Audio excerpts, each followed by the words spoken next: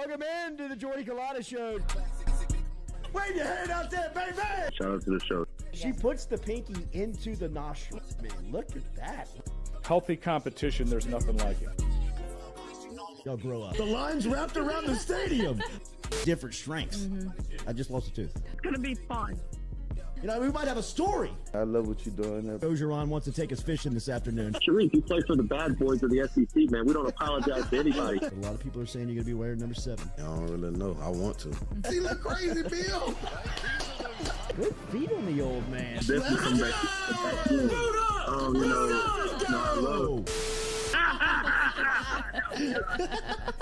We'll be right back with the Jordy Culotta Show.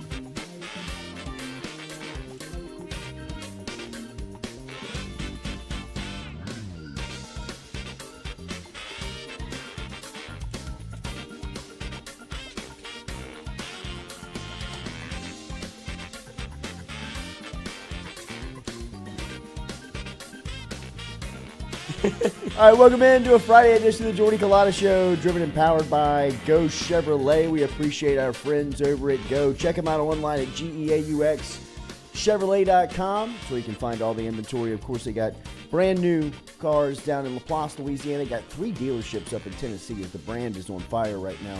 GEAUXChevrolet.com. We will talk to Wilson Alexander coming up here at 8 a.m. this morning. Wilson Alexander, who covers the program for The Advocate. He's also doing a piece on Harold Perkins. We'll talk to him about what he's learning about the freshman linebacker, originally from Louisiana, but came over from Texas here in his freshman season. We will also have our Foodie Friday segment. Josh from Iverstine's will be here at around 8:40 this morning to feed us here and get us into the weekend. LSU 11 a.m. kickoff tomorrow morning over at in Fayetteville. That game will kick off early. It'll be cold. It'll be a travel trip for LSU. Last night, Brian Kelly was speaking to the media for the final time here during game week and was talking about some of the storylines that they were paying attention to this week, including getting a healthy Garrett Dellinger back into the offensive line and expecting him to play. We were talking a little bit about the offensive line before the show this morning, and talking to some people around LSU on the staff and having a chance to watch that film from last week and really just, digging more in to the offensive line play.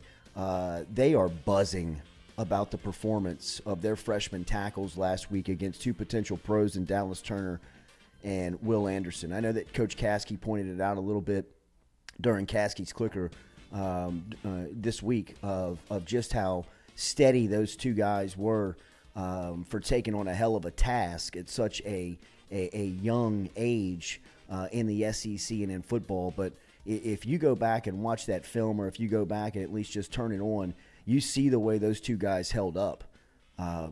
Again, those are against guys that are potentially in Anderson, a top 3, maybe even a number 1 overall pick, and Dallas Turner, who's a for sure high round draft choice when he comes out. So not only those 2 guys, Campbell and Jones, because we could talk all show, I think, about just how good they are and prospectively what they could possibly be. Jacques earlier this week was talking about his sit down with Andrew Whitworth and Alan Faneca last week. Faneca, a Hall of Famer, Whitworth, a potential Hall of Famer, and just wrapped up an illustrious 20-year NFL career. They couldn't fathom having that responsibility and that task as freshmen in the league, and drawing the assignment of maybe the best player in the sport. I mean, Will Anderson has the reputation of a top 3, top 4, maybe top player in college football this year, and the way that those 2 guys were able to hold up and handle last week. Will Anderson had 3 tackles last week. I mean, that is amazing to say out loud going up against 2 true freshmen that they were rotating those guys. And if you watch, I mean, I think at times people have asked this season, is Anderson going full speed? I mean, is he playing to win, or is he playing not to get hurt? Right? I mean, is he playing to secure that number 1 overall spot? And look, I understand that's a lot of money, but if you watch Saturday night, he was pumping, out. Man. I mean, he was going at him. And Campbell, a couple of rounds, is just standing up and blocking this cat as if it's Neville on a Friday night, man. I'm not trying to downplay Will Anderson. It's more of just how comfortable Will Campbell looked out there in just setting his feet and steering one of the great players in college football. Not only those 2 guys, though, right? I think the offensive line as a whole, Charles Turner, Anthony Bradford, Miles Frazier, rounding out the guys of Emory Jones and Will Campbell, all of those guys over the last couple of weeks, we've talked about the team improving. We've talked about Jaden Daniels improving. We've talked about him getting Harold Perkins on the field more. We've talked about the playmakers in Kayshawn and Malik, Brian Thomas, Josh Williams making more plays, Mason Taylor. One thing that we haven't highlighted as much as we've probably needed to is the offensive line development and chemistry and the way that they've been playing and just how good they are right now. We were talking before the show, pointed out, I mean, there's a couple of instances on Saturday night where you can see them passing off some pretty, some difficult stunts. Nick Saban to pick up. Yeah, absolutely. I mean, some Nick Saban devised stunts of trying to get pressure on the quarterback. And, I mean, it's some inside-out type stuff where Turner and Bradford are kicking them out to Campbell and Jones, and Miles Frazier is fanning out. I mean, it's just, you can tell that this group is very well coached. They are understanding what the coaching is asking of them, and they're all playing with a lot of confidence. And again, another great representation of just the coaching that's happening on campus every single day, the attention to detail, getting these guys better. And now, this week, you look up, and as Kelly announced yesterday, Garrett Dellinger he'll be available. And when asked if he's expected to play, Kelly said yes. He also said that he does like to, kind of work guys back into the reps, the flow as they come off of injury. But I would expect to see Dellinger tomorrow. So now a group that, for the majority of the year, in fact, all of the year, has been curious about the depth and worried about the depth, now feels like a group now coming down the stretch of November that feels like they got a little depth to them. So, good news yesterday around the offensive line announced by Brian Kelly that he'll be getting Garrett Dellinger back into the fold. Do you think it's concerns at all, just because of how well the offensive line is playing? I know you want to work him back in, but all of that, everything that's going on the offensive line is all about, it feels like it's all about cohesion and chemistry, and LSU has finally found that. Dellinger not being able to get game reps, feels like it's a little bit different when the bullets are flying, and they are, like Stewie said, like you talked about, they're passing everything off. It feels like Jaden Daniels is comfortable with who's in front of him. Obviously, Dellinger's a talent, but I don't know how much you want to mess with what they have, where it feels like everybody's so comfortable in their position right now. I trust them to understand, kind of how to manage that. I also know that from the inside, they believe that Dellinger is one of their smartest players. Yep. He's a guy that cerebrally, is really kind of elite. I mean, he knows what he's looking at. He knows how to make the calls. He's a guy that they cross-trained at center early on in the season. So they very much trust him, and he's a really good player. So he got reps last year, too. Yeah, absolutely. I think that there is a concern on managing the chemistry, but this is a good problem. Absolutely. In that sense, where you get another option, a really good player, a guy with experience coming back at a crucial time of the year where you're usually beat up. I mean, teams are really beat up here in the first part of November coming down the stretch. I mean, games are physical at this part of the season, and the wear and tear of the entire year is kind of compounded on top of that. So, I mean, look at Arkansas. yeah, exactly. Depleted. And like I said, on Wednesday, we talked to Tyler Cass, Arkansas beat writer, and he was talking about their offensive line, how Liberty's defensive line was too quick for them. He just said they're too quick. Beat us to the point of attack. And when you have LSU's defensive line coming in a game that's early, it's going to be cold. That's where it seems like a lot of this game is going to be played. Like, let's run it, get out of here kind of game.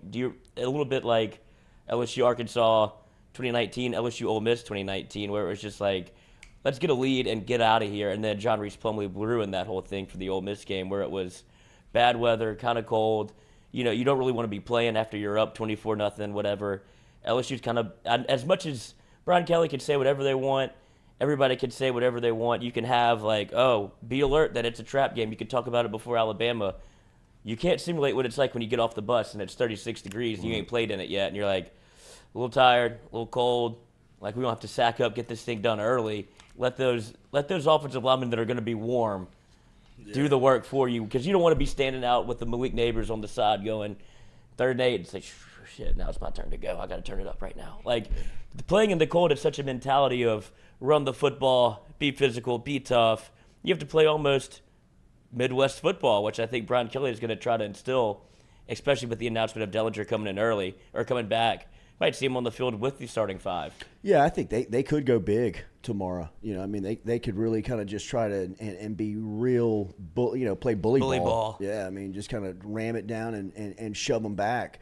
On the other side of the ball, this will be the biggest running back that LSU has faced all season. I mean, he's one of the biggest backs in the league, and Raheem Sanders. He's gone over 1,100 yards already to this point to the season. He's about 6'2.5", 230 pounds. I mean, this is a big guy as far as, going to be a physical game. And as we said, I mean, this will be the biggest back that LSU probably faces all year. I mean, depending on who they face in a bowl game, I can't imagine. There's nobody left in conference play that is, this size 6'2", at running back, and all of it. All of it. I mean, he is.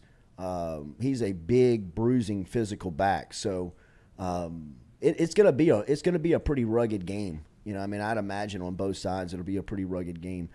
We'll talk about it coming up here with Wilson Alexander at 8 a.m. Looking forward to that conversation. Remember, daily, we're brought to you by Barker Brothers Plumbing and Works. Our friends over at Barker Brothers, #1 and a #2 business. They can help you out today. Get in touch with Jude and the crew. Call them at 225-776-2431. 225-776-2431. Mention the Jordy Culotta Show and save yourself 15% from our friends over at Barker Brothers Plumbing and Works. 225-776-2431 is the phone number. Get in touch with them today. Mention the show and save 15% from our friends over at Barker Brothers. Happy Veterans Day to everyone out there, servicemen and women who have served, who are serving now. A great big salute to you. It was cool yesterday to get over to Citizens Bank. Our friends over there had Coach Caskey out, had a Caskey's Clicker session. Kim Mulkey and Alexis Morris came out there from the LSU women's basketball team. But Mary and the entire crew over at Citizens deserve a really big tip of the cap and a good salute because of what they did yesterday for the veterans. It was just cool to be a part of that yesterday, to have all of the services represented out there, and for some of the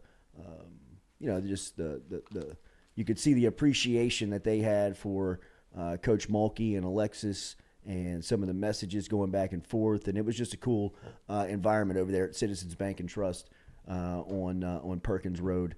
Near Bluebonnet. So thanks for them to having us out yesterday, and great big salute to everybody out there. Happy Veterans Day here on this Friday. Not a headlining game this weekend. I mean, there's not that game that really kind of draws you in as far as the national appeal. I guess the best the best game in the conference is going to be Ole Miss and Alabama, right? And look, this will have implications on LSU. Let me give you the scenarios here real quick on just where LSU stands and their path to the championship here in 2022. So for LSU, there's a couple of ways to secure their spot in Atlanta, right? First and foremost is you control your own destiny. Like as it sits here today, if the season just happened to end, let's just say they can't play another regular season game and they had to call the season off and just had to go straight to the championship, LSU's in. LSU's representing the West. Georgia's representing the East, and that would be the SEC title game. So if LSU just wins out, if they beat Texas A&M, if they beat Arkansas, they're in, right? So that's the easiest path to Atlanta. Just keep doing what you're doing, win the game, and you're going to Atlanta the first weekend of December.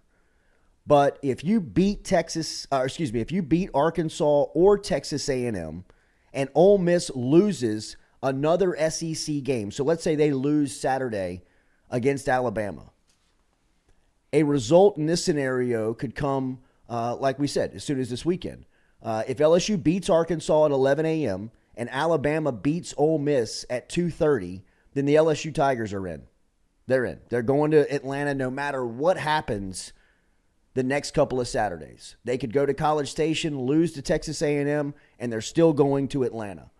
So you're pulling for Alabama on Saturday, and obviously you're pulling for LSU Saturday morning versus Arkansas. And if both of those scenarios work out where LSU beats Arkansas and Alabama beats Ole Miss, and by the way, those are the two favorites in the game, then book your room, buy your ticket.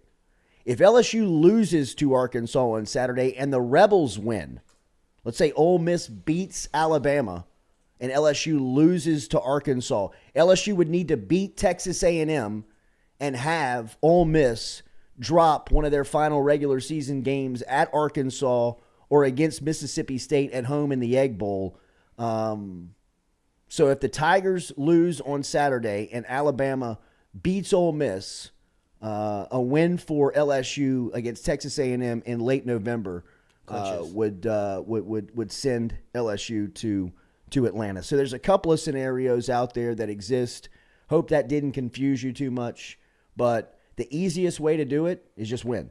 And if LSU loses both and Ole Miss wins both, isn't it dual SEC championships again, just like in 2003? It will, but LSU will own the tiebreaker. But Ole Miss gets to put the banner up again. Sure, go ahead. 2003 SEC West champs. They have that in their stadium.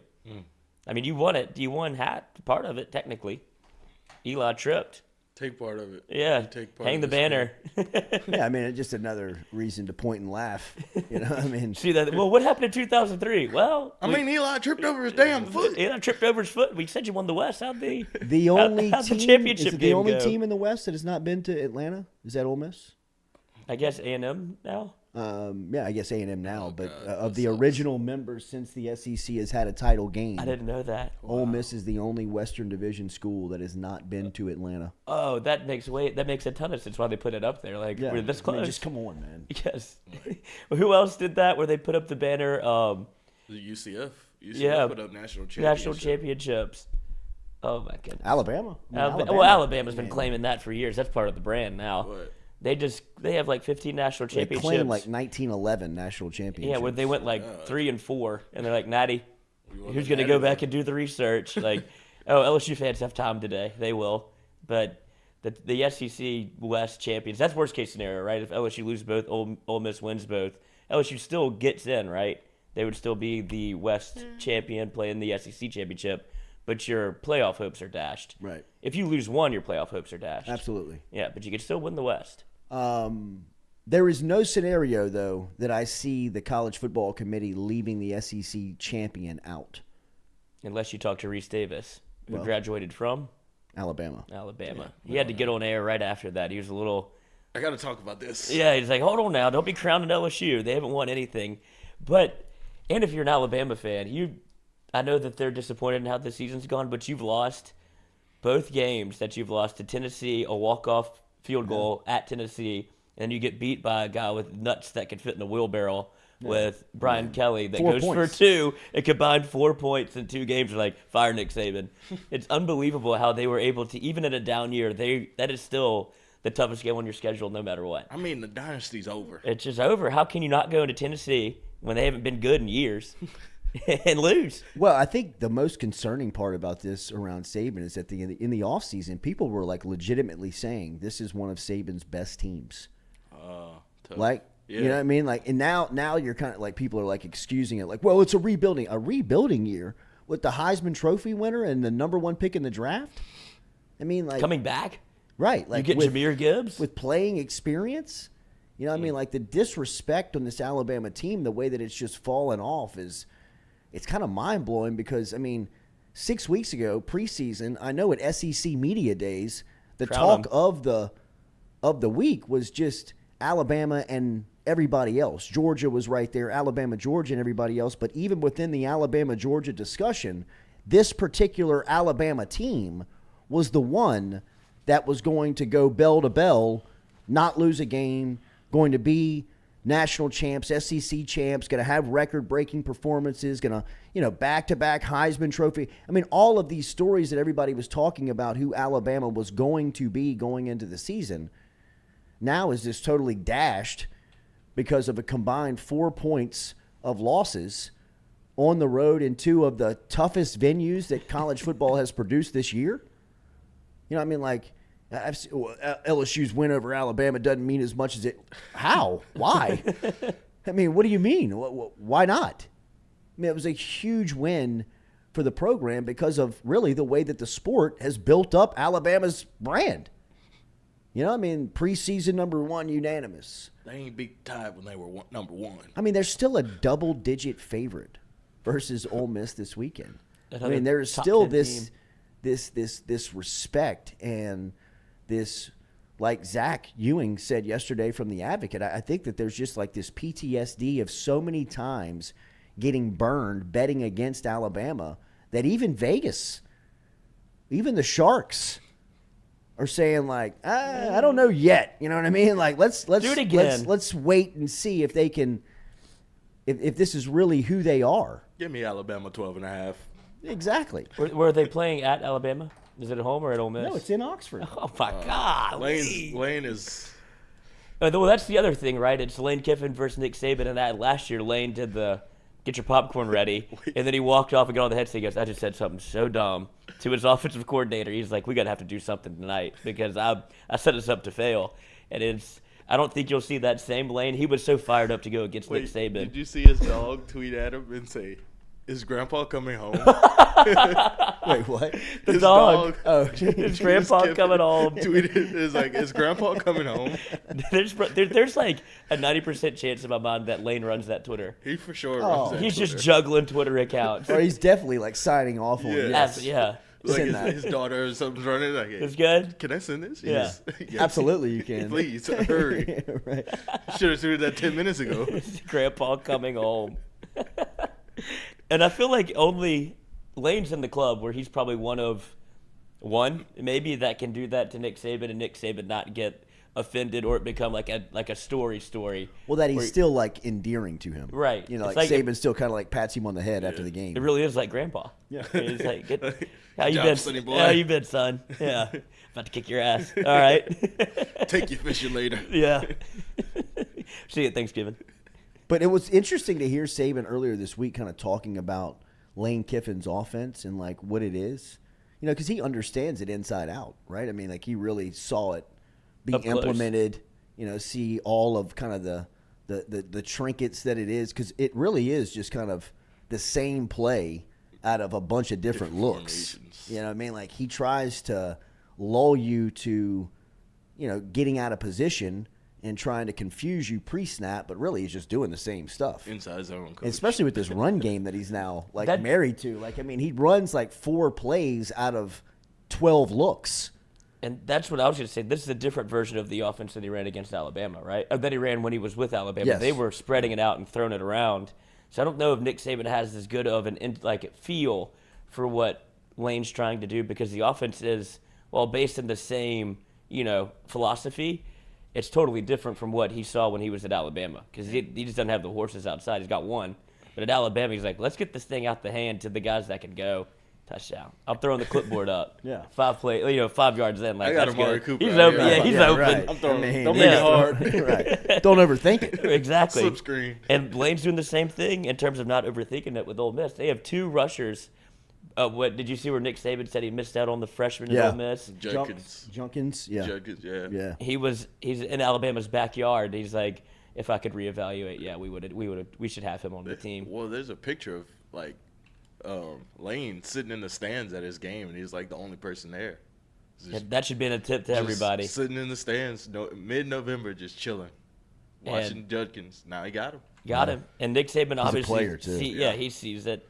And they get Zach Evans out the portal. So they have 2 of like the top 10 rushers either in the SEC or in the country. I think So- Evans might be a little hurt though. Yeah. That's fine. They got He looked a Judkins. little slow against A&M. But they have that, and then in the other, like on the other side of the coin for LSU, they were the only person on like the list of top. I think it's either in the SEC or in the country of a player in the top 10 in rushing and top 10 in passing. It was Jaden Daniels. I think he was 6th in rushing and 8th in passing. So for him to be able to, I mean, you could see he's Mr. Do It All for LSU right now because I don't even know what this offense would. I mean, you could rewind 4 weeks to where we didn't know what LSU's offense was to Jaden Daniels put the cape on. He has just been named one of the top 10 in quarterback power rankings by CBS. CBS puts out their power rankings of quarterbacks each week, and the breakdown from CBS says he's not the best pure passer on the list by any means. If you look at his raw numbers against Alabama, they weren't impressive. He finished only with 182 yards and 2 scores, averaging 5.7 yards per attempt. However, he rushed for 95 yards and a game-winning score in OT. The week before against Ole Miss, he rushed for 121 and 3 touchdowns. It took a little while to get comfortable in the offense, but now Daniels has a pretty dang comfortable grasp for about a month now. Has had a pretty dang comfortable grasp for about a month now. The Tigers remain in the college football playoff discussion and are the favorite to win the SEC West. Other names on that quarterback power ranking is Drake May from North Carolina, who's having a really good season. Excuse me. Hendon Hooker is on that list. Bo Nix. Bo Nix He is balling. A completely different person. I mean, he's a completely different person, man. His numbers at Oregon have to have people at Auburn looking up there and being like, what the hell were we doing with this guy? not the playmakers coach. I don't know if it's that or if he just got to step down in competition to where he was Pac-12 Maybe so. speed Maybe so. playing at the SEC where he's That's- like, everybody else just a step slower, that's I'm probably- pretty good. That does make sense. That's probably fair. Yeah. Where it's like he went down. Windows are way less tight around here. I can do coach. more Bo Nix stuff where I can kind of move around. You saw what he did against LSU. Like that was, imagine everybody else being just a touch slower. He's like, this is kind of easy. It's kinda easy. So it just goes to show the level of competition in the SEC. That's what we're kind of worried about with Jaden Daniels coming in here and see if he could. That was what we talked about preseason. Can he, if he's Match going to the play, speed. if he's going to play this style of offense, you can be able to run away from everybody. Coach. I think he can. Catapult. Fast. He's breaking the speed limit out there.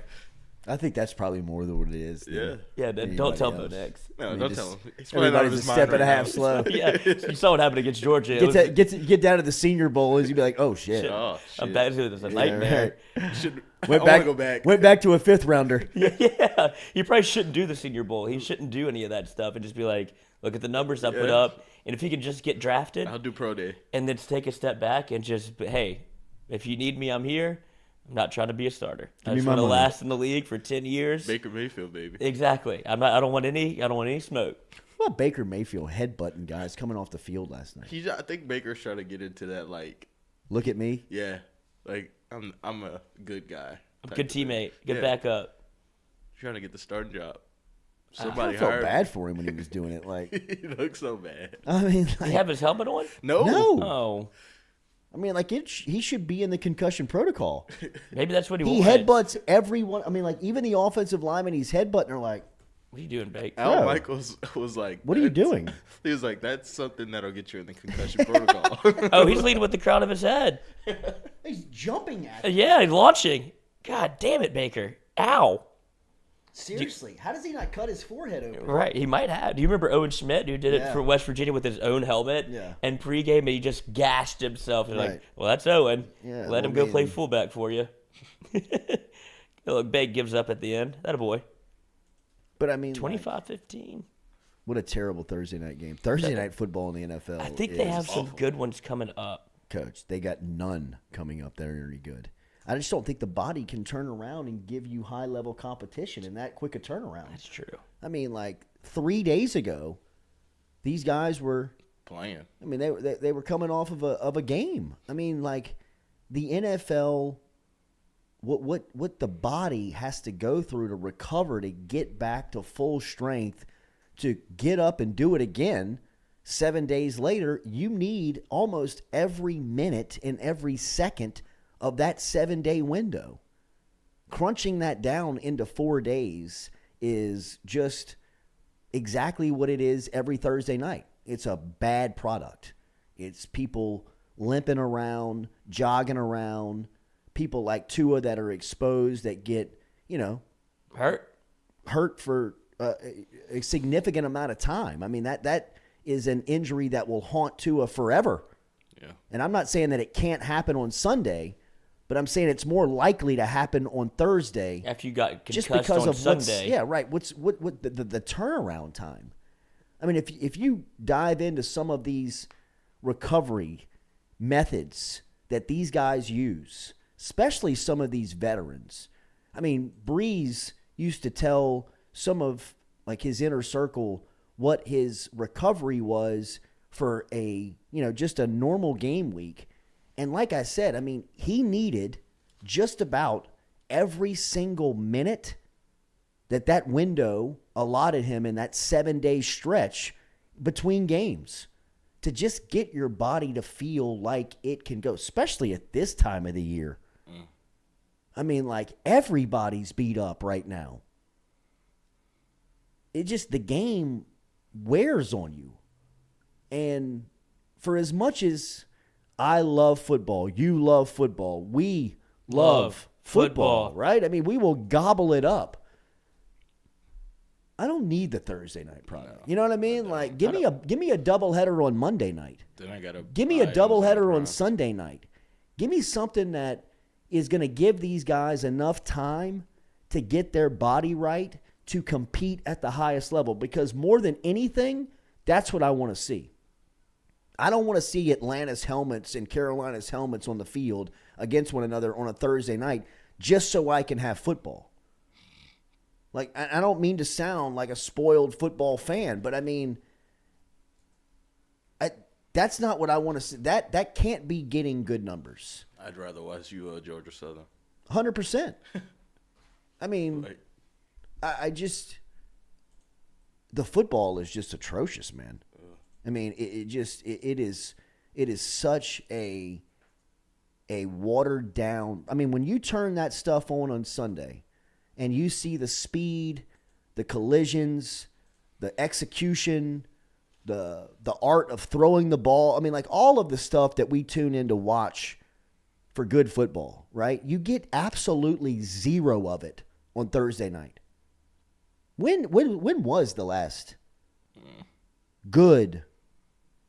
They've all been competitive. Oh, my If that's what you're asking. all right. Yeah, like, but You I sound mean, like Al Michaels. competitive, like That's what I've been brainwashed. fumbling it back to one another. Yeah, like, but keeping kicking it at close. each other. Keeping it close. If you're Kirk's like, gambling this on is it. not good football. Yeah. Like, Did you see the vlog on Kirk Herbstreit's life? Like they did so his son, I think Jake Herbstreit, worked for Pat McAfee, did like an internship or whatever, and then he turned around and used what he learned there and did a vlog of Kirk Herbstreit's like a day in the like a week in life of Kirk. It is insane Yeah. how much this man is going, like blowing and going. I read a story about it. Thursday. Yeah, it's insane. He goes to his son's games every Friday. Yes. Like, he Wow. doesn't miss any of his son's games. He told ESPN he'll, Yeah. go to meetings and then fly to his son's game and then go back. I would have that in my Hey. contract if I was that. I mean, I wouldn't miss.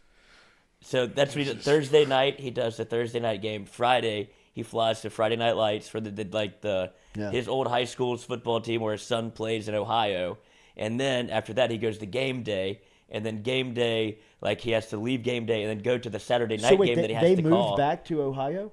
That's where he was on the vlog that I watched. Yeah, they moved back. They moved back because they Ohio. moved out of Columbus because like people were harassing him and his family when they would go out in public when he would pick against Ohio State on game day. It's Kirk Herbstreit. It's my job. I mean, can't like- pick Ohio State every time. He's like, what do you think this is, a pregame show for the Buckeyes? Yeah, if you want that, I'm sure it's on campus somewhere. And I think they moved to Nashville, like kind of like a neutral spot that you could still get in back and forth to Ohio. But so The one that I saw, he was in Ohio. Okay. So I don't know if it was just visiting his old alma mater or if it was him going to watch his son play. But I know it's either that or he's going to watch his son, but he goes from there Friday night to college game day. And then from college game day, he goes to the Saturday night game that he has to call. And obviously last week was LSU. And he was just like, the SEC is so different. Because he had just left, where were they for game day? Tennessee? Yeah, Georgia. And he was like, we're getting a full day of the SEC. And he was like, it's just different. He's like, as soon as he pulled up to LSU, he's like, they're even wilder. Like, I thought it was going to be, a little like late night, whatever. He's like, these people are insane. And you could see how much, the travel and the effort, he has to be exhausted. Has to. But he's like, when he gets to 6 o'clock for kick, he's like, his eyes are big. He's like, I can't wait to call this game. Yeah. But I'm sure Sunday he just shuts it. Like, He don't talk to he me for doesn't 24 hours. He doesn't do anything on Sunday. There's Yeah. no way he can. He can't. I mean, his body has to get Shut back, down. right? Yeah. I mean, it just has to. You got to rest and recuperate it. I Yeah. mean, like it needs some rehab. Because on Thursday they have him I think it's Thursday.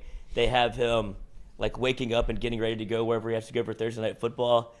They get in Wednesday night, and then he's with the camera guy, and he's like, "Oh, here at 1 a.m., just a little 4 a.m. wake up call. No big deal. We'll get it done." Like his eyes are just like, I'm only gonna get 3 hours of sleep, dude. And then he wakes up, you see him again. They hop on the PJ, pick up Pat McAfee, and that's when everybody starts rolling again. You start getting the guys around you. Juice starts coming back, and it was really well done and cool to see because you're like, this man is going everywhere, See why and he has to Corso do it can't. every weekend. See why Corso can't make it every week. Oh no, we can't be pit stopping every 30 minutes, Coach. At Tinkle.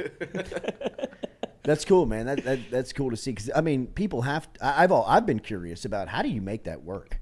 How do you call a Thursday night NFL game, go to a Saturday game day, and then do a Saturday night primetime game for college football? Sure, it sounds like it can be done, but I mean, like the behind the scenes of it has to be logistically just A nightmare. We better be on time. Exactly. Nothing can go wrong here. Nothing. That's why you get the PJ. Very fragile circumstance for sure. Kirk's not here. Oh, he will be. Yeah, right. He's parachuting Daily, in. we're brought to you by RMB Builders. Remember Rhett Bourgeois and the crew over at RMB, rmb-builders.com. Remember, hit their Instagram up. They are on fire on IG, man. They got a great Instagram going on right now, and they'll keep you up with all of their projects. They'll keep you up with the neighborhoods that they're working in. Whatever you're looking for as far as the capabilities of RMB Builders, you can learn all about them on their website, but you can get a clear vision of it on their Instagram. Check them out, rmb-builders.com. Give them a like and follow on the Instagram page as you can keep up with all of what's going on, and it's easy to get in contact with them right through Instagram. rmb-builders.com is where you can find them online. Same address if you want to hit them on Instagram. RMB-Builders. RMB-Builders is where you can get to them. Rhett Bourgeois and his crew, proud supporters here at the Jordy Culotta Show. We'll be back with more coming up here, driven and powered by Go Chevrolet. We'll talk to Wilson Alexander. We'll get more in detail on this LSU-Arkansas matchup tomorrow morning at 11 a.m. We'll get the week of preparation from Wilson's point of view and some of the storylines he's watching as the Tigers will land in Fayetteville today, getting ready for tomorrow's 11 a.m. kick. We'll talk more about the college football weekend and get you set up for it more when we come back here. The Jordy Culotta Show, driven and powered by Go Chevrolet.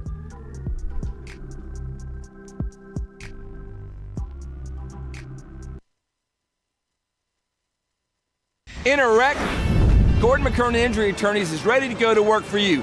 Come meet your team. I'm your intake specialist. I coordinate your case and connect you with your attorney and paralegal. That's us, your legal team. Thanks. And we'll fight to get you every dollar you deserve. I'm your settlements and disbursement manager, and I'm here to get you paid on time. I'm attorney Gordon McKernan. Put our team to work today. Just call us. Get it done. We're sitting in the So dugout. funny you say that. And Pelfrey is not pitching today, but he's in full uni, he's turfs. and he's standing up on like the First step. fence, like whatever, just like this, watching the game, and we start talking about, you know, pissing your pants, like something like whatever. And he was like, "I'll piss my pants right now." And we're wearing, No way. We're wearing gray pants, long gray pants. He goes, "I'll piss my pants right now." No, you won't. Yeah, how much money do you give me? So we gathered up like however many people were in there. I think it ended up being like $2,000 total. Like, I pissed my pants for $2,000. And 100%. so he goes in there, and he's watching the game, and he just starts pissing in his pants, gray pants. Yeah. So you see it going down his pants. It's long pants going into his turfs. And he's just going into his turfs. He takes his turfs out and dumps out the pee outside on the warning track, on the dugout. And he just puts them back on, and he finishes the inning. He waits till the inning is over with to leave. And so he's watching the whole inning with piss in his pants. And everybody is dying laughing. Manager's laughing. Everybody's laughing. He gets up out of it and walks to the dugout, pee all in his pants, in the gray pants. It was awesome. Question in that game. You're listening to the Jordy Culotta Show live on YouTube. Catch it every day, 7 to 9 a.m., wherever you have internet access. Oh, my guy, the host of Mac and Cube. You said you wanted me to close it out. I listen to his pod every day on WJOX 94. I thought I was going to beat Charlie. I didn't. You were fantastic as always. Have a great call in Missouri. I'll see you soon, man. Thanks, man. Good Later. talking to you, Jordy. Always. There he is. Cole Kublik, the absolute best. Don't overthink it, ABC. When you move to a primetime slot and the SEC is getting that billing, make this man the color commentator. He's the absolute best. Ooh, I mean, what a pro. What a pro. I remember telling them, hey, listen, my job here is to make sure that we bring, you know, big time football to a small town environment, right? And so you see on movies sometimes about the way a town reacts to the football program and what it means to everybody. And that was the hopes and dreams that I had for the place. And so our kids take a distinct responsibility in wearing that Z on their helmet. It means a lot to them. And then on the flip side of that, our community does a tremendous job of supporting our program, supporting the athletic department, supporting our school as a whole. And there's really a great relationship there that's a lot of fun to be a part of. Thank you for the access, man. Looking forward to tonight. We'll talk soon. Coach, wait, before you go, fix your hair again one more time. Look at him. Let's go. Yes. Look at him. What do you think about that? Game day, what do you baby. think about that? Game day. Hell yeah. Yeah. I love it. I love it, man. Great to see you. Thank you. You too, guys. I appreciate it. Y'all have a great day. All right, man. There he is. There he is. My guy. David Brewerton checking in. What does Harold Perkins do for this defense? What does he allow you guys to do? Yeah, Perk, man, he's just so raw, man. Like, all he know how to do is make a play. But I love him. He brings a certain type of juice to the defense, and he's right alongside of me on the edge. He knows how to rush the edge. As a young guy, that's very valuable to the defense, being able to rush the edge. Making the quarterback step up. But yeah, they put him everywhere. Middle linebacker, outside rusher. Maybe sometimes he's gonna be in a drop. So he's very versatile for our defense.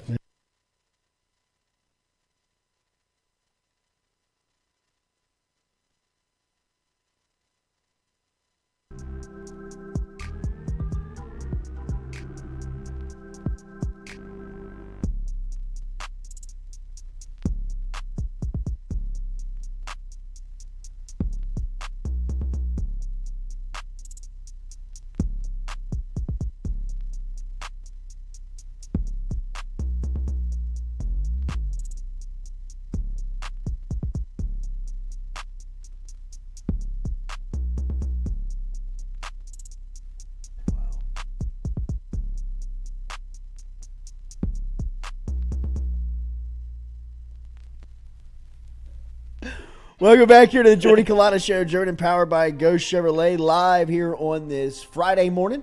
Make sure to hit that like button, share button, comment button. We appreciate you being here as always with us. Going into the weekend as LSU and Arkansas tomorrow. Any games jumping out to anybody this weekend? No, I don't Ole see Miss, it. Alabama. Is it one of these? Is it Ole just Miss, one of these Bama. weekends, man? And it's LSU early too, so you would hope that the slate would be great. You know, you get Little your game. Jay's got a game at 11. Oh, you're gonna highlights game? I guess I'm gonna go highlights, even though I DVR all of them. No, smart guy. Wait, you have cable? No. Oh, you can through Fubo? Yeah, Fubo. Yeah. You could like record the game. Yeah, it's awesome. Wow. Yeah, and it's so easy to go back and watch. That recordings tab. Bro. I'm about to start getting around to recording. I mean, not only that, you can like. Now I've got like the controller almost like you're on dialed Coach in? Flick, bro. Oh. And I can You got the get clicker. like snap to snap. I mean, it takes me probably about hour and 10 minutes to watch a game. No halftime, no commercials. Yeah, and then you can like like start killing time in between plays. Oh yeah, when you get Yeah, if you get in once that you get right that rhythm, sync, yeah, dude. once you get synced up, you're like And then you 5 can seconds. like watch a play again. Uh-huh. Go forward. Let me watch play this. Little again. Jay, let me Go I'm gonna for it. rewind this. Yeah. You see Josh Williams on this block right Absolutely. here? Absolutely. Let me show you what a stalk block is, bud. Yeah. I mean, the Brian Thomas stalk block is like. That's what we talked about earlier this week. You don't talk about Brian Thomas in that play because he's got Rick can't even see him. 3 yards off the field. He's on the sideline. He's got him on the sideline. He's on his knees. Like you would have to look for. Can you bring that play up? Yes, you have to look for him. Brian Thomas.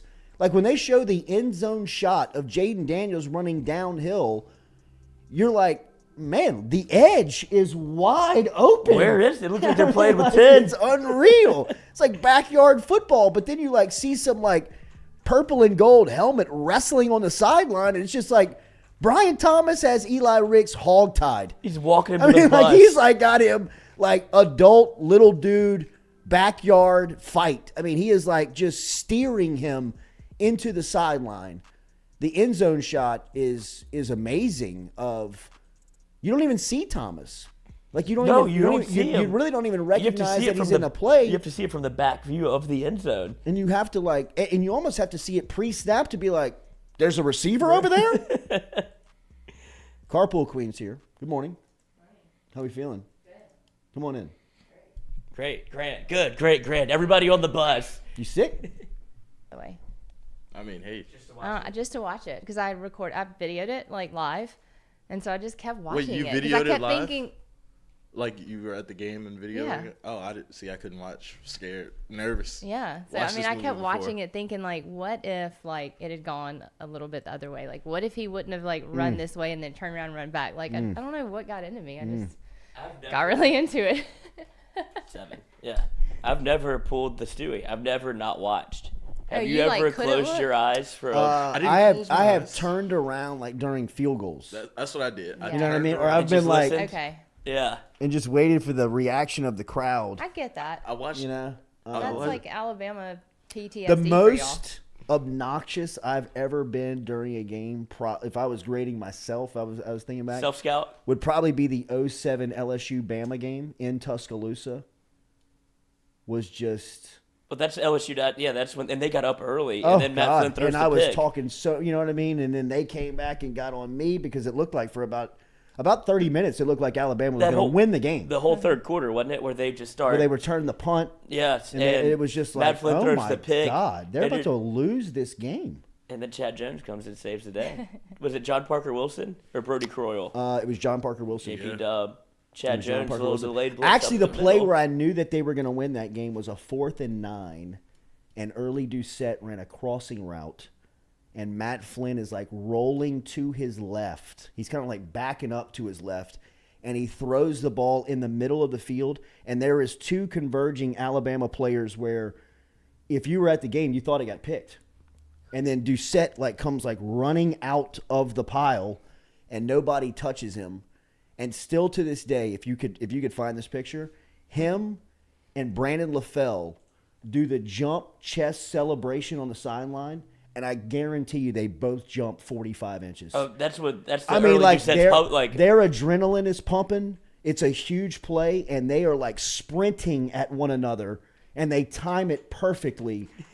And I guarantee you their feet are 5 feet off the ground. I mean, it is like watching Michael Jordan and Dominique Wilkins chest bump each other in 1988. Just hanging in the air. I mean, like it was like, holy shit. Look at those guys. But that was the play in that game where I thought, Okay. They're going to win. Settle down. At least they're going to win. Like, this is going to be ugly. They're going to try and screw it up, but they are going to win this game. Because if they'd have lost that night, if Saban would have beat them with that team and kept them out of the national championship, because that would have been their third loss of the year. Or would have, So what happened? Who played in the national championship that year? LSU, Ohio State. LSU and Ohio State went, but LSU was the only, and I think it's kind of beautiful that LSU is the 2-loss team that everybody's pissed off about in the college football playoff And they're rankings. trying to do it because they again. were the only 2-loss BCS national champ In 07? in 07. Really? Yeah, because there That was is just weird. no other team that really made a lot of sense. LSU from bell to bell, from like wire to wire, was the best team. What's the famous quote? LSU, Les Miles said, well, if I'm going to be honest, we're undefeated in regular time. It's like, well, you got to keep playing. But that's how he was trying to spin it. They had lost 2 games in triple overtime. And then it gets to the SEC championship where LSU beats Tennessee. And you have West Virginia go down in the backyard brawl that night against Pittsburgh. And that opens the door. That's right. Because they were West Virginia was supposed to, like, they had that thing hemmed up. They lose to probably a double-digit underdog in Pitt, where Darrell Rivas took the game over. That's right. Ran a punt back, had an interception. He did everything. And so West Virginia falls out, and now what is BCS? Yeah. BCS was like, all right, by our projections, this is the only team that makes sense to fit into the 2 That's spot. the it was crazy. That is weird. So, like Chad Jones, I believe, told the story, but I've heard Glenn Dorsey tell the story. That flight back from Atlanta to Baton Rouge was a party, 30,000 feet in the air. imagine. Like, I mean, it was How fun would that big be? dudes jumping up and down on a plane. Like, I mean, it was Yeah. bouncing the bus. Okay, I'd be a little 30,000 feet Yeah, up in the air, bro. I think the Yeah, like the y'all gotta guy was cool like, it down everybody, there. like, sit down, calm down, We're boys. going through a little bit of turbulence. Right. We're creating turbulence. But that would freak me out a little bit, I guess. like that was the next day when they announced it in the team room, and they were screaming, "We going to the chip! Yeah. we going to the chip!" And I mean, like, they weren't getting beat. Yeah. You Too know what much I mean? momentum. Like, there was just like once they got in, No, it's it about was to be a over. party. It was over. That's so much fun. Was it Todd Beckman who played quarterback? Quarterback. Allie Highsmith got all of him. Killed him. Killed him. I mean, that game changer. That picture is still one of my favorites of Oh. all time. When he catches him around the neck, and Harry Coleman scoops it up and Mm-hmm. almost scoop and score. That's my guy. Harry Coleman, another The hitman. The freak. Hitman. a freak. Freak. We saw him at the whenever I went with It was Jay his Mitch. birthday yesterday, too. Oh, shout out Harry birthday. Coleman. Shout out Harry Coleman. We saw him at the that player scrimmage that me and Jay Mitch and Jack went to. Coach, he's still all of it. Yeah. Like, Oh, no doubt. muscles No popping doubt. out of muscles. Oh, I like, bet. And he just I has a bet. little gray in the beard where he's like, look, I'm an old head, but Yeah. If I Coach get my is a hand, killer, if I get my don't hands push on me. you, Yeah. you don't want me to now. get my hands Hands on you. Yeah, you don't know who you're talking to. How old is he? Oh, He's not- Hester's age. Yeah, it's Okay. 35. So what's Hester? 37, 34, 36, 35? Yeah. In that range. But he's still, he's still power cleaning that, no doubt. Deadlift, snatches. I mean, he's a head coach now. Yeah. So he's a. Why don't y'all run it players again? Work out. Yeah. Actually, put me at safety. Put the pads back on. That team had some like freak athletes. Who was the Curtis Taylor, Brandon's brother? The Brandon 3 Taylor's Taylor brother brothers that played LSU. was a absolute freak. He was one of those guys in the weight room where people were like, "Good God!" Squat What's heavy- 600. Yeah, Craig what's Craig heavy Stelz. enough? Craig Stelz, another freak athlete. Played 5 years in the league with the Bears. Bears. Yeah, Kept but the had a Bears. really good Bears. career. Who was the corners on that team? Shevis Jackson and Zenon? Jonathan Zenon. I don't know if any of those guys they didn't play any pro ball. Did Shevis play for the Atlanta Falcons Yeah, for a little Shevis bit? did for a little bit. He got to rock the visor for a little bit too. He got poked in the eye under the Les Miles That's rules. right. No visors. But And he's he, like, had my eye. he had the tinted visor. Yeah. If I'm gonna do it, I'm doing it all the way, Coach. Absolutely. What was that with Les? Like, did you just No, not it like was an visors? LSU rule. No, it was a Les Miles rule. Yeah. No, but it goes all the way back from like before Nick to Nick. Nobody ever played with the visor on LSU. No, And I know, but I mean, like, Les really the hit- coach can come in and change the it, rule. but he was like, it's an LSU tradition to not Right. have it. And then Edo was like, I I gotta get remember- my boys to play. I remember we were covering the 2003 national championship practice, and we went down there the entire week, and we were on the Superdome floor, the first practice that LSU had in the dome, and Saban, they are all in their stretch lines, and Amp Hill, remember the wide receiver Amp Hill? He was a 5-star wide receiver out of Miami, out of Florida. And they got Amp Hill. He was a huge signing day get for LSU. They beat out like Miami. They beat out all the big dogs for him, and he never did anything at LSU. Wow. He had like a knee injury, I think, early on, and then he just turned into a diva.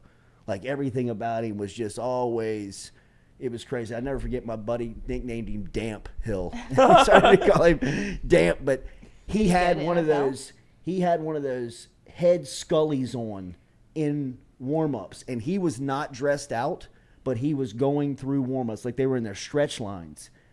And Saban saw Amp Hill with the Scully. It was like the purple team issued. It was the LSU with the check Scully on his head. But he ain't wearing a helmet today, Coach. And Saban went postal. Why? He went crazy because he broke a team rule. Like, you know the fucking rule. We don't wear whatever it was in pre. Nobody wears that stuff. Everybody on the line, everybody's like, fucking Amp, you son of like, and he can't run. Yeah, right. Like, you mother. Yeah, like it was like Amp on the sideline. Everybody else on the line. You watch. Right. I mean, it was a rule where I was like, wait, what's the deal? And he was like, and one of the guys was like, dude, he don't let you wear any accessories.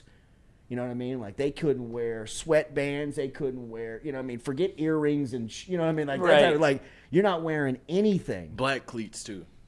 Like, you couldn't wear, like, he couldn't wear that Scully under, it was the thing like you wear under your helmet. Yeah. Like, to keep your hair back. You know what I mean? And, like, you couldn't wear that at LSU during the time. And I was like, man, that is... I'm with you, Saban. Like, I'm riding with you, dog. But we got to have a little swag in here. Let these guys have a little personality, man. And he finally, like, he did. He got there, but that's... I mean, not until, like, deep into Bama days. That's what I'm saying. He got there, but it's kind of where Brian Kelly is now. Or it's like, look, I'll do it. Like, I understand that you have to make, like, your presence felt and feel like you have to establish yourself as culture or whatever, but it gets to a point where it's like you beat your guys down. It's like, damn. I just feel like same shit every day. Damn. What happened to Amp? Well, he wasn't playing. He quit. No, like, did he go yeah, on? he transferred. He Oh, left. he did? Yeah, he left. Where'd he go? I want to say he went back to a Florida school. I don't know that for sure. Check me on that. But he went USF. Then did South he Florida. go to NFL? I don't know if he did.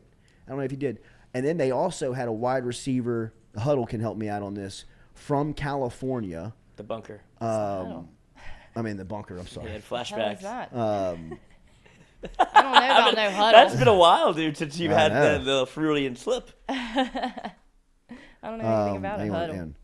Happy Veterans Day, by the way. Yeah, we announced it. And our deal yesterday. Okay.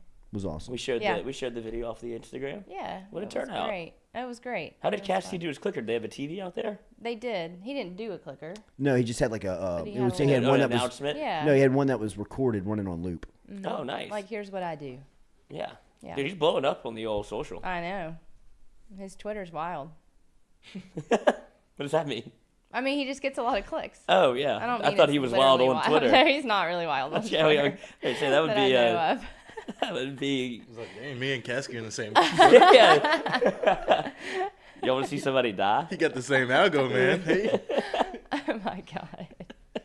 I'm trying to find the wide receiver that came down from Cal, and he was in that recruiting class for with one day. Dwayne Bowe, Craig Davis. Oh, I should know. And he transferred back. He was like, he went to Saban's office, and he was like, it's too hot. It's too hot. Yeah. He was like, I'm getting out of here. Yeah. Really?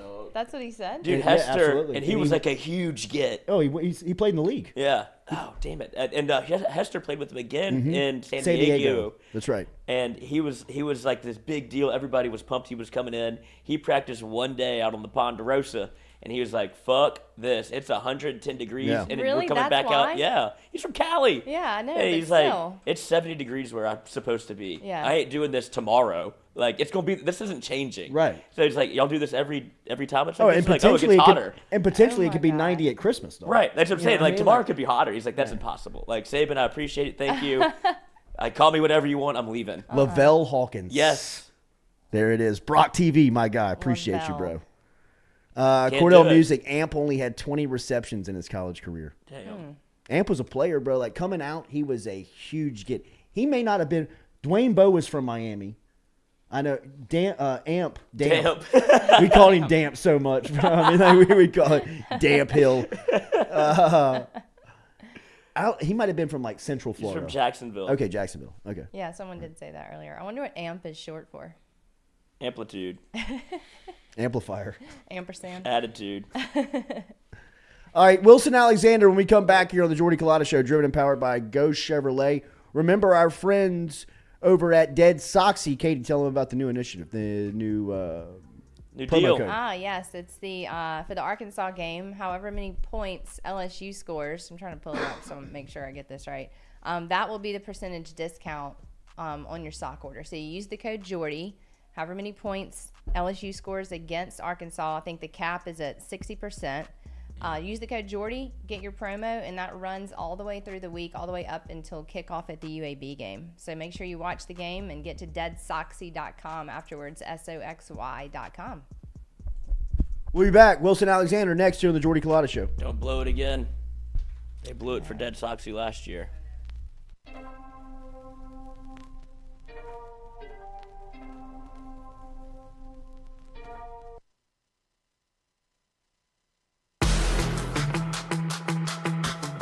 Donaldsonville Glass and Body, the trusted name in frame, body, and automotive paint repair since 1977. They have served their customers for over 45 years. You can find them online at dgbauto.com or stop in and see them Railroad Avenue and Division Street out in Donaldsonville, Louisiana. Look, they can help you with your insurance claims. They can make the repair process as stress-free as possible. I'm speaking from experience here. I've got numerous windshields, body repair, all done by Kenny and the crew over at Donaldsonville Glass and Body. They are, without question, the most well-equipped shop in the area. Stop in and see them today.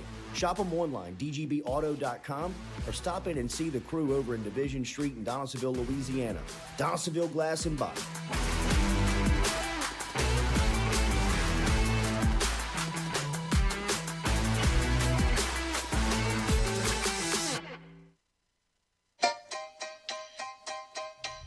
Hey fellas, it's Jordy Culotta for my friends over at Men's Total Health. Guys, do you suffer from fatigue, decreased libido, erectile dysfunction, weight gain or loss of muscle mass, signs of depression, anxiety, hair loss, mental fog, general loss of interest? Then you might be suffering from low testosterone. Go see my friend Mike Roach and his great team over at Men's Total Health, over in Metairie at menstotalhealth.net online. And stop in and see how they can change your life today. A simple shot and some knowledge from Mike Roach can get you back up, moving with your energy, get your sex drive back, build your muscle mass, make you feel young again. All online, menstotalhealth.net.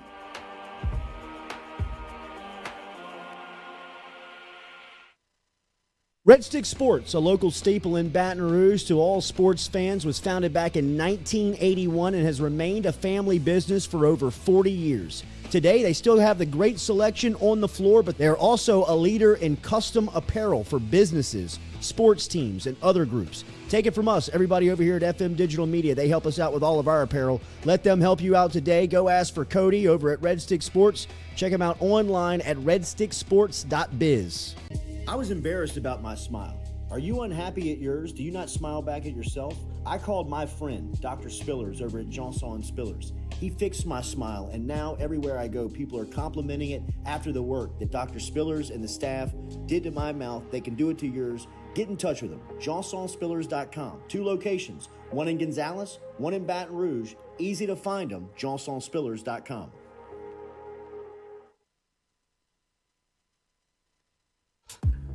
We love the crew over at Fresh Chef Kitchen. Chef Shane and his crew dropping off the meals every Monday here to FM Digital Media, whether it's breakfast, lunch, dinner. Me or the crew's going through our meals over at Fresh Chef Kitchen. Their weekly pre-order, freshly made meals, or you can walk into the cooler over there on Airline Highway. They have that fresh, same service over there at Fresh Chef Eats. FreshChefEats.com is where you can find them online. Fresh Chef Kitchen. Tell them you heard it right here on the Jordy Culotta Show.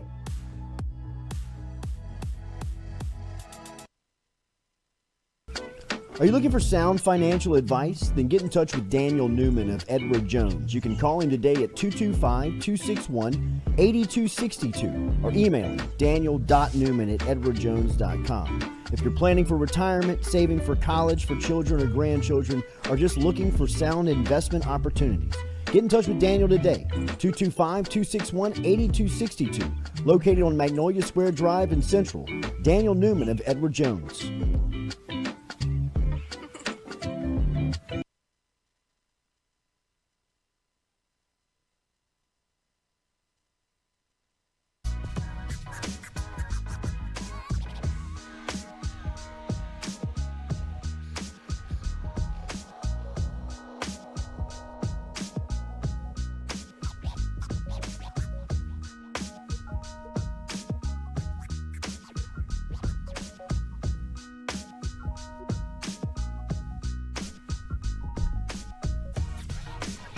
All right, welcome back here to the Jordy Culotta Show, driven and powered by Ghost Chevrolet. Remember to follow our guy, Wilson Alexander, for all of your updates on LSU football. He will, I believe, be making the trip to Fayetteville. Wilson, I am sorry to hear that, buddy. When do you take off? Gosh, we leave in about 2 hours. So we'll do this and then pretty much head to the airport. Okay, at least it's a flight. Because that's Yes, that's much better. A hell of a road trip. Wait, did y'all used to take the bus? No, but Jacques and DeQuano used to drive. I think this was their first year that they're flying up there. No, thank you. Yeah. I mean, like, terrible it's drive. That's Sunday drive back from Fayetteville. I would rather go to Vegas. Ask a lot of questions about yourself. Yeah. Wilson, you are doing a story right now. You're collecting some tidbits on a story to do on Harold Perkins. This freshman has captivated college football. He's captivated the LSU fan base. What have you learned about him, and what have you seen from here in his freshman season? Well, I've learned that a lot of the athleticism and speed and all those things that we've seen have been there since basically his freshman year. And really that he's has this really deep desire to want to be the best at whatever it is that he does. Also, interestingly enough, I think as a lot of people know, who's the basketball guy, he actually quit football his freshman year. And kind of right after basketball season, and really only intended to play football for a year in high school. And then he decided to come back to the sport at Cypress Park over there around Houston. And then, his recruitment started to take off. But I just found that so wild that there's this maybe alternate reality where Harold Perkins doesn't play football. Yeah. If he really decided, because at one point he told his coach, I want to go to the NBA, and then decided to later come back to the football team. And then he just had so much explosiveness. They've used him all over the field. He would used to play quarterback, and his coach thought that he would just intentionally drop the ball in order to then just kind of initiate scramble drill and then go score a touchdown, because he would just run past everybody. He's obviously incredibly fast, but he's also a really humble and mature guy. He wants to really succeed, but it doesn't seem like it phases him in a lot of ways. A lot of the LSU players we talked to thought he really just think he's incredibly calm and chill, and he's still sort of maturing and forming into actually a fully formed adult. But he's been just phenomenal this season, obviously, as everybody knows, and it really just looks like he's certainly one of the most explosive players already in college football, and at least certainly at the linebacker position. And I mean, if he continues on this trajectory, he's going to end up being one of the best defensive players, if not the best defensive player in college football by the time he's done. I have heard coaches rave about how smart he is of a football player. You could just tell him something one time, show him something one time, and he's got it on the first rep. What have you learned about his football IQ? Yeah, actually Brian Kelly, sort of talked about that on Monday, and I asked about Harold, and he called him a bit of a throwback because of his coachability in terms of a lot of players these days, and it's not a bad thing. And Brian said that it's not a bad thing. You got to really explain a lot of the whys. And Harold still needed a lot, some whys and things like that. Why are we doing things this way when he was in high school? But it has kind of gotten to the point, at least here, where they really just need to tell him, okay, we need you to go do this, and he says, okay, and then he goes and he does it. And he's because he's so athletically gifted and mentally really understands the game of football extremely well. He's able to pick it up like in one rep, like you said. And it's just created this combination of so many of these things with his mental sort of ability to move on to the next play, and the way that Matt House is using him in the defense, and his athleticism and speed has just created somebody who is able to excel, not just play well, but really excel already at the stage of his career. What are your expectations tomorrow in this turnaround game after such an emotional high 6 days ago, and then going into a place that'll be gray and cold and going up against a team that is dealing with a lot of adversity? I know that Arkansas can be a place that is tricky, especially coming right off the Alabama game. There's been some letdowns in the past there, but this feels like a team that's rolling and that isn't going to get tripped up by that. We'll still see. They got to go out and prove it. But I do find it really interesting. It's obviously coach speak in a lot of ways, but it's also the coach speak that these players are hearing just constantly about process and consistency and day-to-day. And it really seemed like they did not change anything drastically going into Alabama, just like they didn't change anything drastically in terms of their preparation and what they do day-to-day, like after Tennessee or before Ole Miss or any of these things. And so it feels like that's going to be applicable to this kind of Arkansas week. And yeah, it's tough. I mean, 11 a.m. is going to be like 40 degrees. against a run-heavy team. That's can be tough. And we'll see what happens at quarterback with KJ Jefferson and Malik Hornsby and what Arkansas does there. But it just feels like a team that is continuing to play its best football. And until it just doesn't do that, I feel like they'll be able to win this game unless they start suddenly turning the ball over a ton or something like that. But I feel like mentally, because they're not up and down in terms of motivation and in doing just sort of these little things day to day, I think there is really something to that in terms of them being able to avoid a trip up in a trap game kind of like this. What do you make of this evolution of Jaden Daniels, where he is right now? CBS has him as one of the top 10 quarterbacks in the country going into this week. What have you seen from him that has kind of been the pivot point? Well, clearly after the Tennessee game, just that ability and desire to willingness to throw downfield into tight windows and be more assertive and aggressive. And it was interesting that, we asked him after the game and asked him about this really a couple of times, and he just continued to say that it just took time and building chemistry with those receivers, and that it wasn't really just like a light went off or some sort of switch flipped. Obviously, though, that's kind of what we saw, is that it was sort of this steady build of timing and working with these guys and building that trust together. And, maybe the players' meetings helped some with that as well. Going to that Florida game to just play as well as he did. And it's just been interesting the way it opens up everything offensively, because if he's doing what he's doing in the passing game, then they're able to – it's really interesting what Mike Denbrock has done schematically, building plays off of each other and showing something that might look one way and then doing something different with like the tight end that you think you've kind of seen conceptually, but it's a different look and variation of that. And it's all running through Jaden, and he's just done a fantastic job of handling everything that LSU wants him to do on the offense. Can you describe the offensive line play, and specifically these two freshmen on the bookends of how they are performing here in mid-November?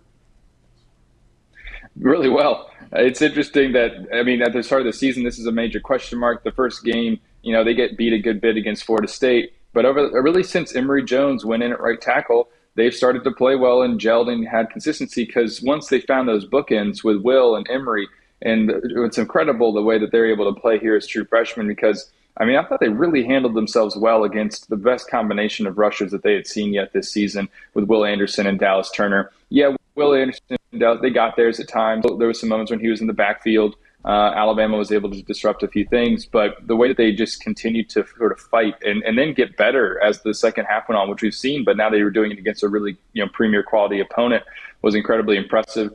And then, just once those two were able to really solidify themselves there, we knew what Will was always going to be at left tackle. Once Emory came in at right tackle, it just settled everything. And now they've been able to form some consistency and gel and kind of get those sort of things together on an offensive line, which, offensive linemen always talk about being so important, kind of knowing what the guy next to you is going to do as you work on combo blocks and moving up to the second level and things like that.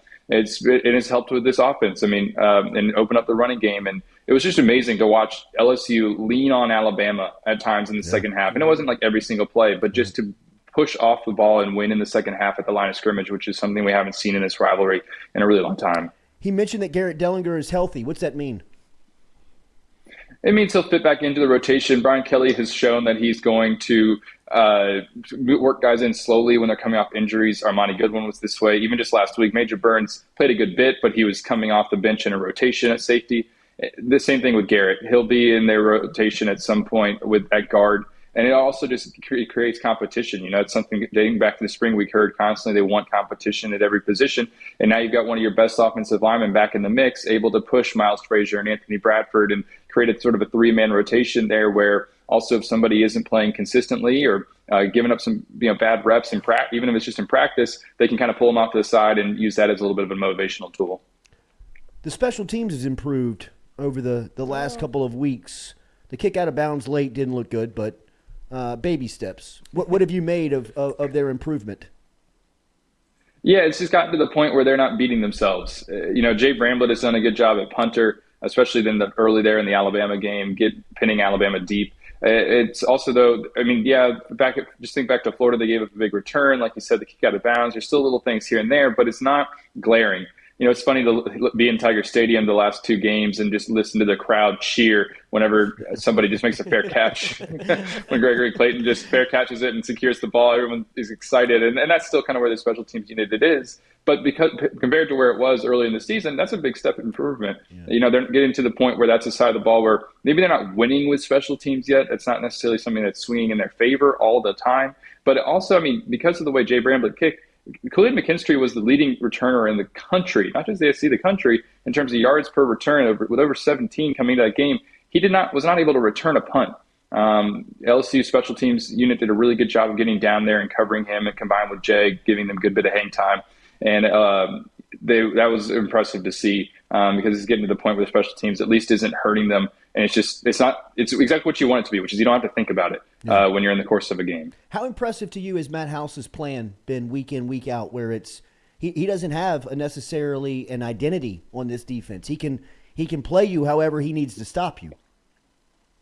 It's really, really impressive, because dating back to the Mississippi State game, with what he was able to do to stop the air raid and have all those different disguises, and he's able to come in with one plan and have a second one kind of ready, or at least some variations off of his original game plan ready to switch to at halftime. Michael Baskerville was telling us about that this week, where we've heard a lot about these kind of halftime adjustments that they've made. And, it's not like drastically different stuff because the players are ready for it. But it's having all that prepared earlier in the week, and having the players understanding what they're going to do when they need to make a switch and they need to do some kind of adjustment. The guys are ready for it. And that goes back to a lot of his teaching. What his teaching style is, kind of understands how to relay this all to the players, simplify what he needs to simplify. And he's just we've heard so much for like 2 years about, be simple on defense, simplify on defense. This isn't necessarily like a simple defense, but it has everybody playing fast. They understand where they're supposed to be, the calls they're supposed to make.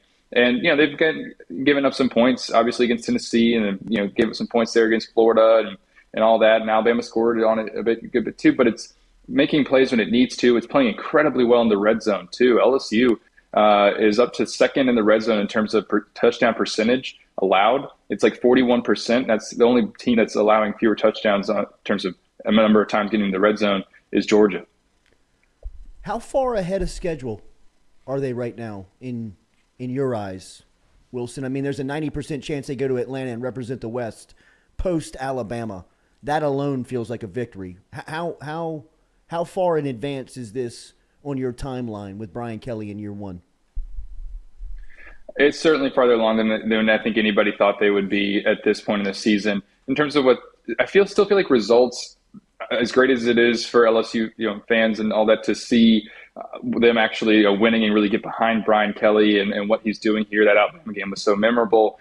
It still feels like a lot of what the outcomes against even Ole Miss, against Tennessee, against Alabama, that haven't really changed too much about what's going on internally in terms of his process. That's all still been very much the same, but it's sort of proving that that's going to maybe work, long term, and not just in year one, but get them back to championship contention when there was just questions about it, because we had to see if it would happen. Year one, to be able to be in the mix and at some point in November B, even though it's still a long shot in the college football playoff conversation, to be possibly playing as soon as this weekend, knowing you're going to be in Atlanta. That's certainly farther along than anybody expected year one, because the Vegas win total was 6.5. Yeah. They're going to smash that, as long as they do what they're supposed to do over the rest of the season. They're going to absolutely crush what that expected win total was. Speaking of Vegas, last one, I'll get you out of here before the road trip up to Fayetteville. Caesars, our friends in Caesars in Vegas, has LSU -3.5 now. Kind of stinky, right? What do you make of this line? What do you make of this game tomorrow? Yeah, I guess that means sort of LSU would probably be more of like a touchdown favorite, but it's on the road at Arkansas, like we said earlier. That is a possible sort of trap situation. Arkansas is probably better than its record indicates, because it's played some tough games. Liberty is a ranked team that you still expect to beat Liberty at home, but that's a ranked team, and their quarterback was banged up. They've had Cincinnati, they've had BYU on the road, and then also parts of the SEC slate. This isn't the season that Arkansas expected to have, and certainly isn't going to meet those sort of preseason expectations, but it's still a tough team, and especially on the offensive side, needing to be able to stop the run. It's a little bit surprising that it's that close, maybe in terms of the projections, because Arkansas's pass defense is really, really bad. If LSU can establish the run pretty quickly and then be able to do whatever it wants on the offensive side and kind of pick apart that secondary, then it should have a lot of success tomorrow. I would expect LSU to win the game based on what we've seen over the last few weeks out of this team. But, they got to go and do it. Obviously, like we said, that atmosphere can be a little bit sleepy at 11 a.m. when it's that cold. Safe travels, Wilson. Is Rabelais going? He is. Yep. Did he choose the hotel? Of course. You got to get his Marriott points. Later, buddy. Safe travels. We'll talk to you next week. Thanks for having me, y'all. Have a good one. Rabelais, we've talked about this, right? Hotel snob. Is he? Yes. I feel like we've mentioned it, but what's the I've been hang-up? on SEC Media Day trips with him and Dellinger when Dellinger was working for the Advocate, and Rabelais moved hotel rooms 3 times, and on the third one moved hotels. Like moved 2 rooms, standard one of hotel. excellence is very high. The third room move I'm out. Something was on the curtains in the first one. So he's like inspecting. He's got a black light. Wouldn't surprise me. Well, then you're not going to find a good one anywhere. We did a whole Dateline episode on that with the black light. Changed me forever. Rabelais probably just send him a link. I call it a sparkfurter, not a comforter. What, do you bring your own? Me? Yeah. No, I don't. I am a hotel snob about where I stay, though, but I don't change. Well, everybody's rooms doing the same inspect thing in things. every hotel room. Right. I know. You So know, I don't, matter I the don't tax inspect- bracket. no, Y'all it know why doesn't. we're here. It doesn't. So I don't inspect anything. I mean, Yeah. if there was like crazy stuff like roaches all over the floor, I'd be like, okay, I need to change rooms. But other than that, I just try to pick good hotels. Yeah. But I know what's going on in those hotels. You're an idiot if you think it's not. Katie, tell them about Katie. Katie's Restaurant, a neighborhood restaurant for Mid-City. It's on 3701 Iberville. They also have their sister restaurant, Francesca, at 515 Harrison Avenue in Lakeview. They have typical neighborhood-style cuisine, like St. Louis-style pizza, which now we know all about, with that cracker-thin crust and that cheese mix that we didn't know about before. Can't wait to try it. They have a great menu, though, for real. They really can feed anyone in your family, your pickiest eater. They've been all over the Food Network, Travel Channel. Check it out when you go to New Orleans next time. Katie's Restaurant and Francesca by Katie's. Just ask around New Orleans. Odds are somebody knows about them. They've been around since 1984. Katie'sInMidCity.com. If you're looking to make the trip down to New Orleans from Baton Rouge and you want to check out the menu in advance, great website, Katie'sInMidCity.com. And I'm getting a visual on this pizza on the website, and I'm in, man. I mean, so you see it? Yeah. Okay. It's a little I'll try Neapolitan it. with the crust. It just depends if they do the Provolone cheese or not, which is the St. Louis staple. That's what makes it a St. Louis style pizza. I like provolone cheese. No, Provel. Oh, This okay. I is don't know what that is. Right. It's more of like a it's like a white Velveeta, I guess you could say, is a way to put it. It's very it's that melty. Well, pulley. Yeah. So it's not really cheese. Right. It's a cheese product. Yeah. But that's what makes it a St. Louis pie. So that's the difference. We'll see how it goes for our Jordy. What's your scale? Are you just gonna go 1 to 10? Yeah. Yeah. Winking confidence. Why is St. Louis so reputable in food? Like, they have St. Louis style ribs. barbecue. Yeah, they have they St. do, the Louis style ribs. pizza. They have St. Louis. No. I mean, they would be more recognized for beer, right? Oh, would than they? anything. I mean, like in Anheuser-Busch and all that right around there. Yeah. I mean, That's like, in Missouri? Mm-hmm. Okay. I don't think I realized that. I I don't know. I've been there, but I don't remember the food being like me either. excellent. Like, I mean, my experience with Kansas City was just driving through. Mm-hmm. I drove to Chicago and stayed in Kansas City for the night, but kind of like was in no rush. So got up, ate, experienced a little bit of the downtown. But I mean, why are they so reputable? I don't know. I get why New Orleans is. I get why New York is. Right. I mean, I even get don't kind of know. like That's California a good is. question. That's a good question for him, maybe. Who is that? Yeah. Josh from Absolutely. Overseas. Yeah. It'd be great. Yeah, that's Speaking interesting. of that, Foodie Friday coming your way here shortly. Get inside of the chat. Hit that like button, share button, comment button. We'll be back with more Jordy Culotta Show, driven and powered by Go Chevrolet.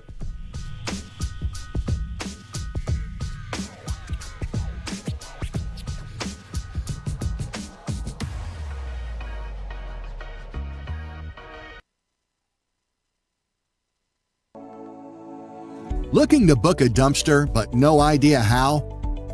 We've made it quick and easy for you. Check out our website at moralesrolloffs.com. Let Morales Roll-Offs know your desired delivery date, and finally, provide your contact details. To make payment, look out for an email invoice with all your booking details. On delivery day, our driver will notify you through text and email that your dumpster is ready and on the way. Now you know how easy and convenient it is. Call Morales Roll-Offs at 225-427-2222 0000 for your dumpster. Hey Baton Rouge, when traveling through Natchez, Mississippi, whether you need to fill up your vehicle or your belly, stop by Go-Mart and On The Go Deli. Go-Mart has clean restrooms, community coffee, an awesome beer cave, and a great selection of anything you might need on your trip. So stop by Go-Mart at 4 Sergeant Prentice Drive as you're entering Natchez on the left, and visit Tom and Wright Granning and their awesome team at Go-Mart. Don't let the name fool you. Men's Total Health has offerings for the ladies, too. Guys, is your wife or partner suffering from urinary incontinence, low sexual desire, or pain during sex? Then the O-Shot might be for her. Don't let it scare you. It's totally natural. It's PRP. And Mike Roach and the crew at Men's Total Health will make you as comfortable as you can be. Contact me for more information, Katie at JordyCulottaShow.com, and I'm happy to tell you everything that Men's Total Health has to offer for the ladies. Do you suffer from chronic dehydration? Are you looking to improve your athletic performance and you need to get over and see our friends over at GoFlow IV? They're located on Jefferson Highway. Easy to find them online at GEAUXFlowIV.com. Make sure and use the promo code Jordy Culotta Show. If you do, they'll take 15% off of your initial visit. Check them out online, GEAUXFlowIV.com. Southern Eye Center is located at 6859 Jefferson Highway right here in Baton Rouge, has been serving your eyes.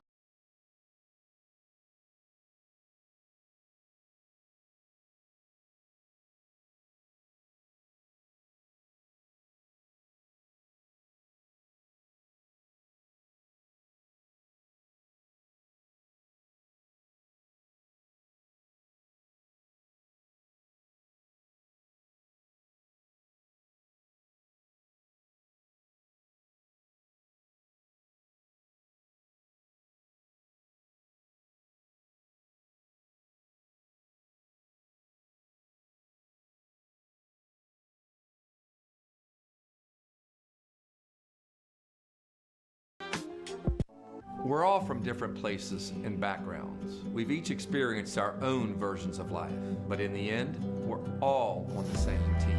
I'm part of that team, along with these players in purple and gold. Kayshawn Buddha, Malik Neighbors, Miles Frazier, Kyron Lacy, Greg Brooks. Whether on the field or in the courtroom, your team matters. So join our team. Make a difference. Bet. Let's get it done. Hey Baton Rouge, when traveling through Natchez, Mississippi, whether you need to fill up your vehicle or your belly, stop by Go-Mart and On The Go Deli. Go-Mart has clean restrooms, community coffee, an awesome beer cave, and a great selection of anything you might need on your trip. So stop by Go-Mart at 4 Sergeant Prentice Drive as you're entering Natchez on the left, and visit Tom and Wright Granning and their awesome team at Go-Mart. In a wreck, Gordon McKernan Injury Attorneys is ready to go to work for you. Come meet your team. I'm your intake specialist. I coordinate your case and connect you with your attorney and paralegal. That's us, your legal team. Here we go. Thanks. And we'll fight to get you every dollar you deserve. I'm your settlements and disbursement manager, and I'm here to get you paid on time. I'm attorney Gordon McKernan. Put our team to work today. Just call us. Get it done. Do you suffer from chronic dehydration? Are you looking to improve your athletic performance and you need to get over and see our friends over at GoFlow IV? They're located on Jefferson Highway. Easy to find them online at GEAUXFlowIV.com. Make sure and use the promo code Jordy Culotta Show. If you do, they'll take 15% off of your initial visit. Check them out online, GEAUXFlowIV.com.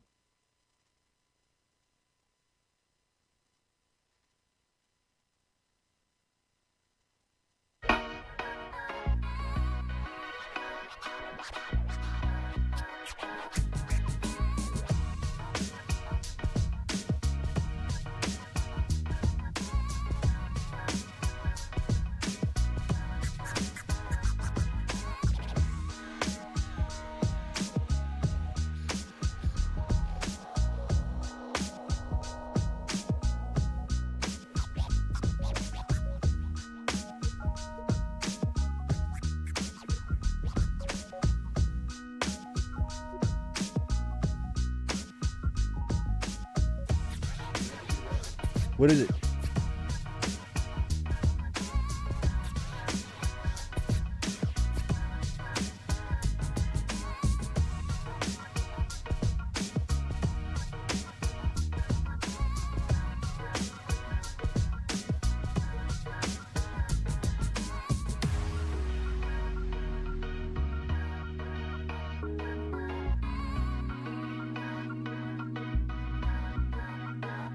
Carrots or raisins. Welcome into a Friday edition of the Jordy Culotta Show. Welcome back to a Friday edition of the Jordy Culotta Show. Josh is here from Iverstine's, ready to serve us up some short ribs and some potatoes and carrots. This is a Midwestern 36-degree football It meal. is. It really is.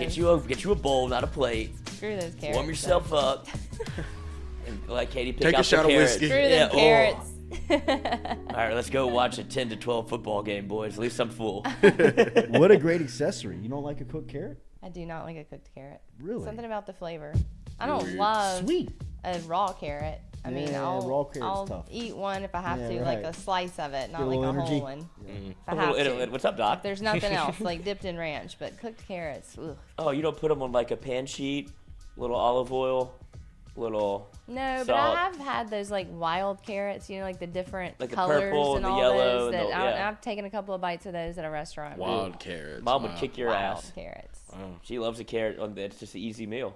Pop them I in the oven. guess. I don't get it. Tongs. It's just a freaking root I didn't- out of the ground. I didn't like- So is a potato. Yeah, that's true. I didn't know carrot could be wild. Yeah. I don't know really That's what. that I don't know if that was 18 the right over carrot. term. Turn Wild around. carrot. What would they be How called? vegetarian then? are you? What would different carrots Dick be style. called? What would Like diff- the different color. Oh, I think it's a wild carrot. Wild would be it. Okay. Yeah. Yeah, wild carrots, I guess. Perp carrot? Yeah, perp. Yeah, just got that new perp carrot Yeah, up. perp pack.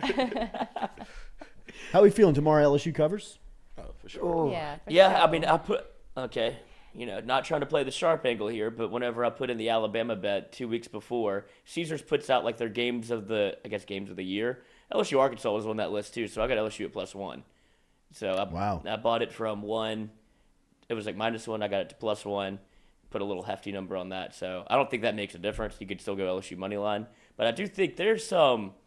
The fact that it's only moved to 3.5, which is you would rather it at 3.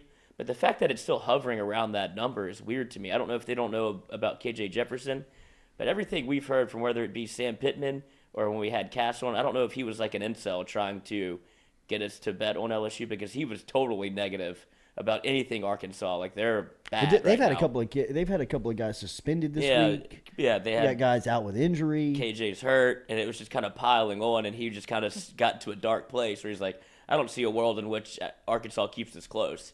And that's the only thing I've heard from an Arkansas contingency. But if you're LSU and what you saw, the only angle that it could be for Vegas is trap game. Early. It is though, isn't it? Usually a Right, trap but it game? just I've feels seen like it this would be game 5.5, go 6, and you would still be like, I'll take a shot at LSU to win by a touchdown. But the 3.5 is what makes you nervous because it should be more. Yeah, it's a weird line, man. It really is. As I've said all week long, I feel like this is where Brian Kelly proves his value and worth more than anything.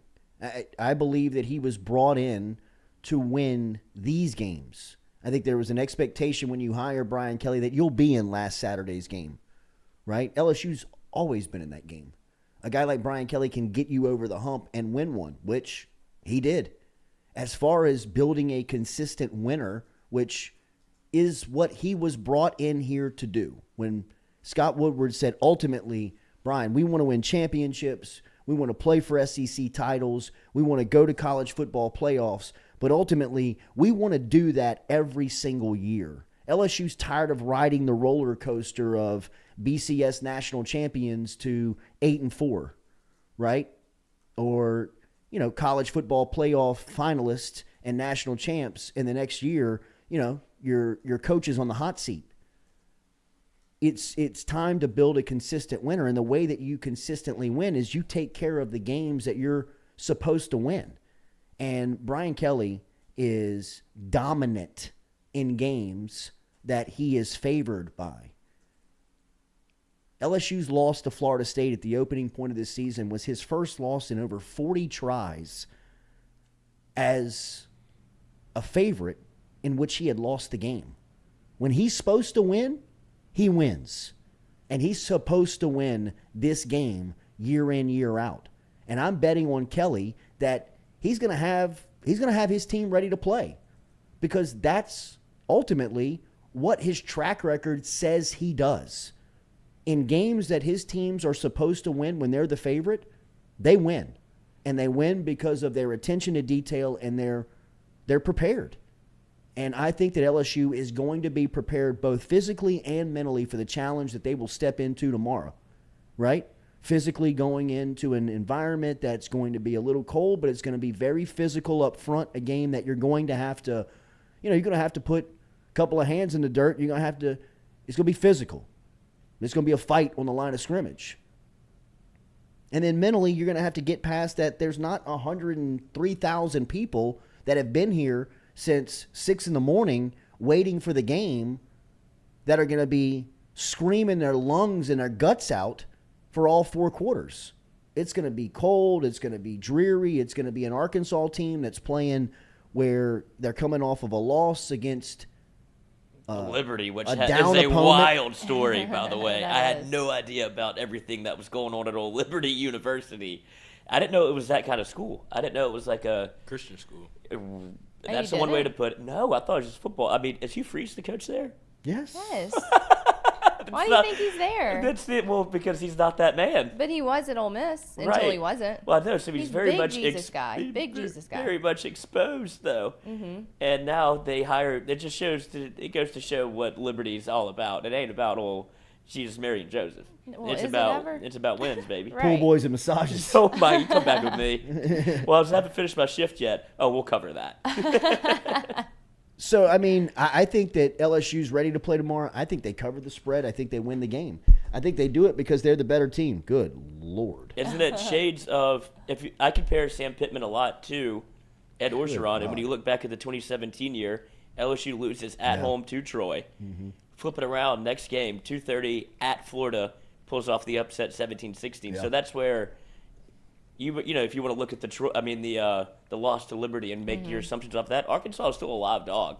Yeah, They've no got doubt. Hey, no every doubt. other game they played, every game they've played in, aside from a couple, has been close, and they've played a tough schedule. I really like Sam Pittman. I feel sorry for him because I think his season was supposed to be a little different this year. His You don't schedule feel- is brutal. Brutal. Yeah. Brutal. Yeah. I got the bone. Yum. Oh, you took him out? You didn't have to do that. Thank you. There's a bone in here, Well, hell, it's a short rib. like a big one. Hey. What do you do with it? You. you That's have up to this? you. I Yeah. Just could have a told you straight some bone? things, but it's up to you. Do you have a You try to straight swallow. bone You in yours? swallow it. I got 2. Swallow it in Like one this? bite. Yeah. Yeah. You eat it for good luck. You do not. You Oh, there's swallow it another whole. bone Put in it in here. your mouth. Yeah. Just suck on the bone. Please. Hey. We're going viral today, boys. Get those likes up. Holy cow, this is good. It's unbelievable. This is so good. Man, I don't even know how to eat this. Are you ready to come in? Come on, bro. She's gonna eat the bone for good luck. You wanna sit here?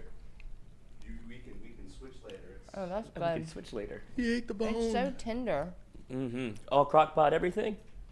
Everything, yeah, man. Been going all night. Really? Put it in after dinner last night, about 6:30 p.m. Man. When'd you take it out?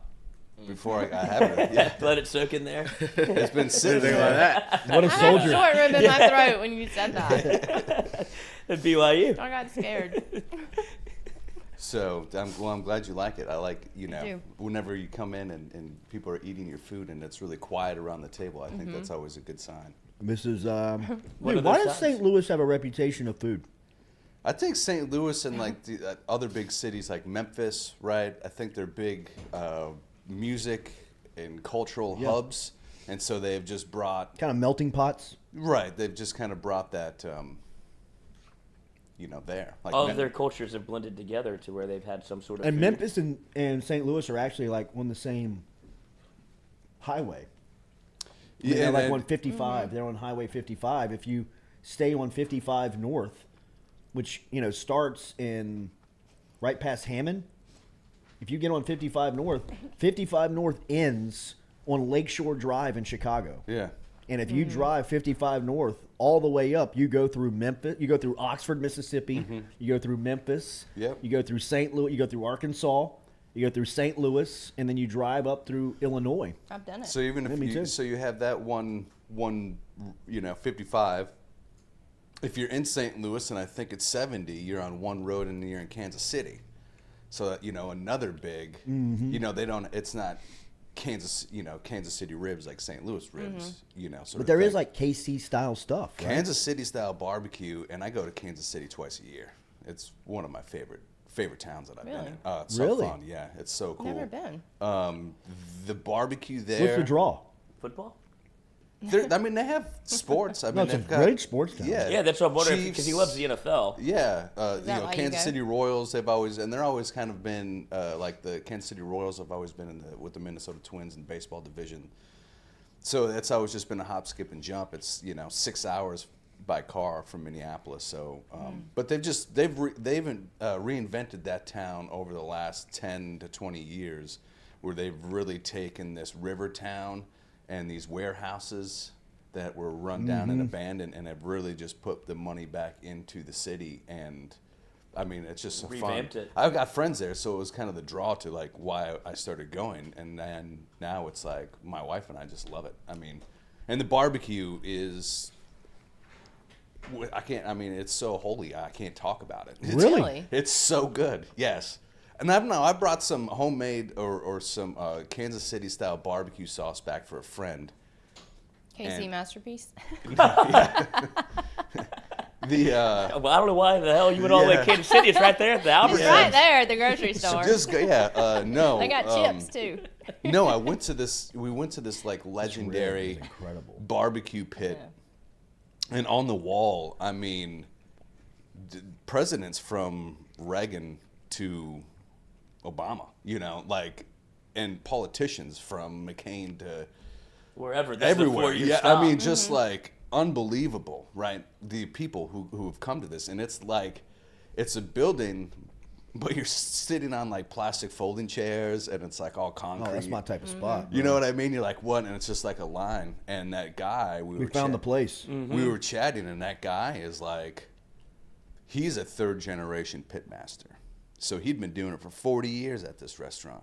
His daddy had done it before him, right? And he wanted to pass it on to his son. So like this style of like cooking is like passed on, right? And so they make their own sauces, and I bring one down here, and it's just, they don't have a lot of sugar. So my friend is just like, too vinegary, So it could be, but they're the same way. Like in Kansas City, they don't put the sauce on the meat.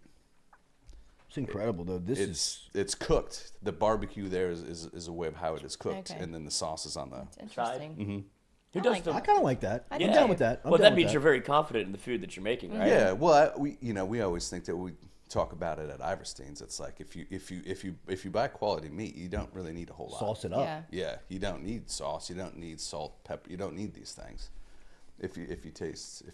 It's already good. I saw Iverstein's loading up some turkeys yesterday on the old IG. Yeah, turkey season. So And people can start getting in for Thanksgiving, huh? yeah, get in quick, because we tend to run out of our holiday meats because there's only so much. So I would get your reservation now, so you have it in time. Do you all pardon a turkey like the president? Just get one at the farm that gets two. No, hey, see you next year, buddy. No, we don't believe in pardoning animals.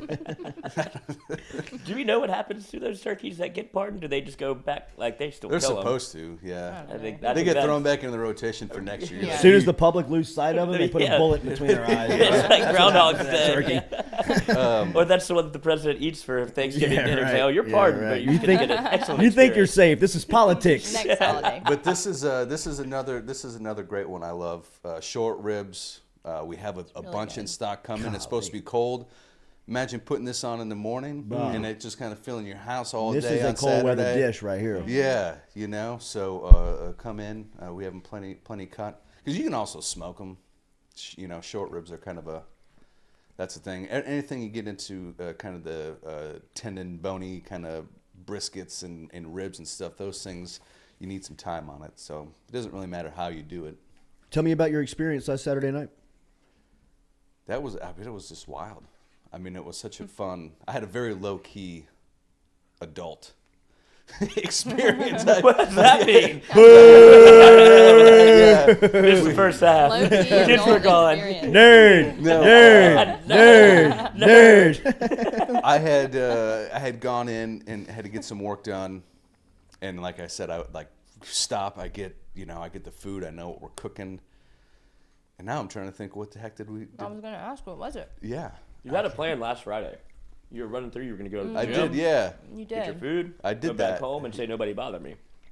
That's exactly kind of what happened. And what did? Wow. It's already lost on me. Was it chili? Sure that was a 6-pack in the fourth quarter? I had a liquid dinner. Get off my back. You want to know something? Yeah. Tell us the truth. It was chili. Yeah. So she had been like, "Oh, make chili," and that's something I could throw in the crock pot. So that's what I did. I came home from the gym and had all the groceries and kind of made a chili. And I kind of messed with it this time, and I don't know. She says she likes it. I thought it was really dang good. It's kind of more of a Texas style. I think we talked about it. So is that beans or no beans? I went hybrid. I went little beans. Okay. We'll sneak them in there. My wife did ask. She specifically asked for chili with beans. Okay. And so I compromised. I did put some beans in, but for a little liquid, I used coffee. Oh my God. Which was really good. Bro. That sounds like a I dangerous bet you were game. ripping them. That was great. Lost 8 pounds. Coffee and beans? Yeah. I want to see the chef right now. Are you on the Oregon Trail? I'm on my first date. This chick's left me. Did you sit over an open fire with the can of beans and your coffee? Man, so this might be too much, but this is a little fun Friday story for you. So I do go on a first date with this girl. God, what was I, 25, 26, whatever. And Those ones always go I right. didn't think it was. I didn't have plans that Friday to go out on this date. I went with my roommate after work, and her and I got a pizza. And if St. Louis style? Maybe thin crust. So we eat, and like I gorge myself on pizza, full, and man, and we get back, and finally this girl that I'd liked had called me, before texting, and like called and was like, "Hey, what are you doing tonight? You wanna go out?" And I was like, "Oh my God, yeah, I'm dying to go out." So I said, "Yeah, what do you want to do? Let's go out to eat." Oh. Okay. So just wanting to do it. We went to this nice restaurant, you know what I mean? And like I got a pork tenderloin, and I remember just sitting there like staring at it. And I'm like trying not to be rude, and I'm trying to eat this thing. So I eat, and I had to excuse myself because I ate so much, like I had to go throw up. Oh, so, I would much rather throw up than yeah. Well, yeah. And so I had to do it, and then I came back to the table. It's like, sweating white. It's like, She is thinks you everything haven't eaten okay? this Pale yeah, lips. It's like, no, I feel good now. Yeah. I just couldn't wait to get on a date with you. I'm nervous, right? That's what, the things that we'll do, right? That's funny. Yeah. Undefeated. Power. Yes. Power. Yes, a lot of power. Yeah, I guess I'll go out to eat again. What are you doing in there? Sure. That's just shaving. Absolutely. That'd save time. I was waiting on you to call, actually. You should have purged beforehand. But we did, we had the chili Saturday, fantastic. The game was awesome, and I had said, I was so nervous because like back and forth. My daughter was nice. She let us like watch the game. She didn't, she gave the TV over and turned the Cocoa Melon off, so we were able to like No Peppa Pig. No Peppa Pig. We were able to like watch the game, and she went to bed, and my wife and I sat on the couch, and then I cracked like another beer, and it was like. Game time. It was a great time, and then my wife falls asleep, like passes out, like in the middle of. Wow. It's even better. Like this, yeah. And so I'm like, oh my goodness, I can't. And it went into, and I'm quietly like, that touchdown, like, just like the most quietest. That was nice of you. The Big Daddy. I said, I can't watch this overtime in here. So I went out on my patio with another beer, or two, there you go, or 3, or whatever was left in there, and like, phone, Coach. oh my goodness, Man and his beer and his phone. Just sit, and so I was able to kind of jump up and down on my patio in the dark of night, which is, In the dark night. Neighbors like, shut up. Yeah. Hey, I saved your life.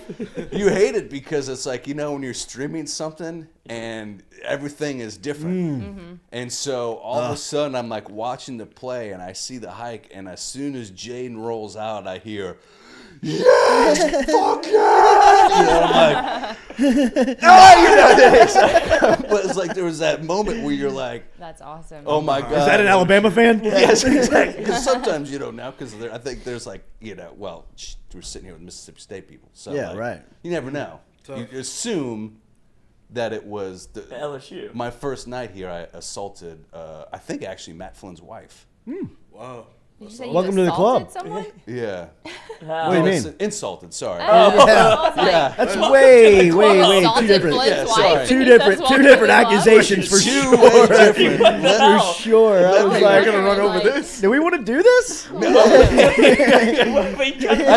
I saw both. Yes, let me, as an educator, let me reiterate to you young people that words do matter. Yeah, we were talking about that this morning. Yeah, words matter, and Words even matter. letters matter. So make sure we are enunciating. And for you two, I'm thinking, wow, that is the exact opposite reaction I thought it would. Like I thought this would be like you would laugh. Yeah. And I think it was like Jordy checking in to make sure that he was insured. You know. This is sicko getting us into, dude. Yeah.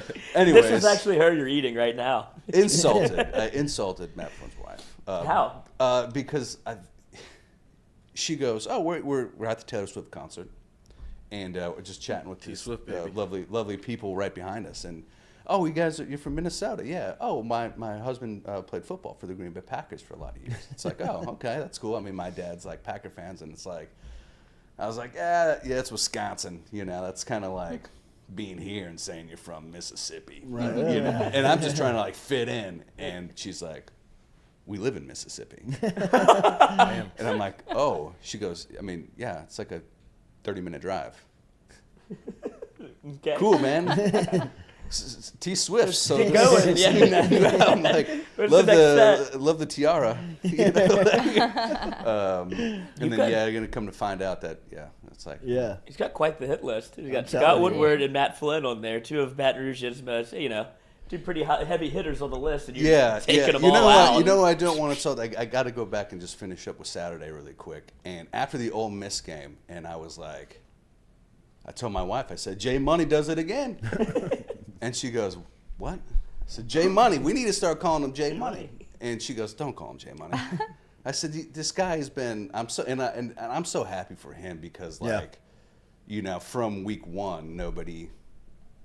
I don't say nobody, like people have, but even when we won 2, it was like we're all talking about, oh, he's missing all this stuff, and and if LSU's, so it's like I'm really happy for him, that's just really excited. So I don't know. I told my wife, I said, I don't know. We'll see if I call him Jay Money. I think it has a nice ring, but he is money. I think he needs to come on here.